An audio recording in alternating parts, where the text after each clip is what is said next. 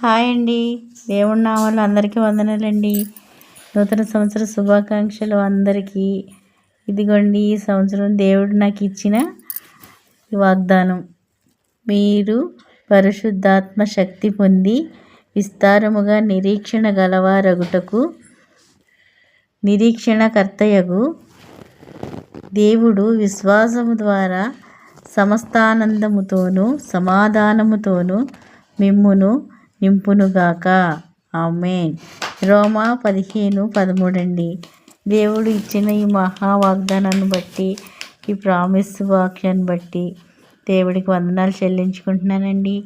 మీరందరూ కూడా మరి నాకు సపోర్ట్ చేయాలని కోరుకుంటున్నానండి.